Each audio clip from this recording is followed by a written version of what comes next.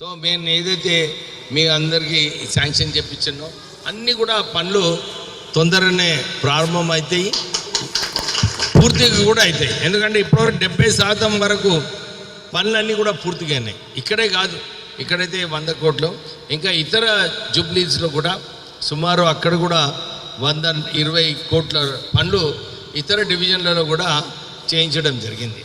అంటే ఆ సోదరు కూడా అన్నాడు డ్రైనేజ్ సిస్టమ్, ఈ ప్రాంతంలో డ్రైనేజ్ సిస్టమ్ పెద్ద ప్రాబ్లం ఉన్నది. ఎందుకంటే పైనుంచి నీళ్లు చాలా వస్తాయి. ఇప్పుడే సోదరు కూడా ఇదే అంటుండే. సో నేను ఇక్కడ ఉన్నా, మీకు భరోసా ఇప్పిస్తున్నాం. మళ్ళీ ఒకసారి మేము డెఫినెట్లీ మీకు ఏమైనా సమస్యలు ఉంటే మా ప్రెసిడెంట్ గారు ఉన్నారు, వారు ఉన్నారు, ప్రీతి ఉన్నది, కోఆర్డినేట్ చేస్తుంది, మీకు డెఫినెట్లీ పనులు చేపిస్తానని చెప్పి మీ అందరూ పాటిస్తున్నాం. ఒక్క విషయం మర్చిపోయింది ప్రీతి, బస్సు కావాలన్నది షేక్పేట. అది ఇట్లా మర్చిపోతే ఎట్లమ్మా? 3 బస్సులు 12 సంవత్సరాల నుంచి బస్సులు బంద్ అయితే ఓవర్ నైట్ చెప్పి మీకు బస్సులు ఇప్పించడం జరిగింది. మీరు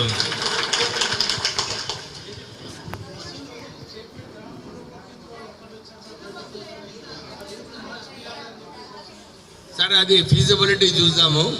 ఫస్ట్గా పెద్ద మనిషి ఫస్ట్ స్టార్ట్ అయ్యింది. ఇప్పుడు స్టార్ట్ అయిన తర్వాత మళ్ళీ మనము దీన్ని ఎట్లా మార్చుకోవాలో తర్వాత మార్చుకుందాం.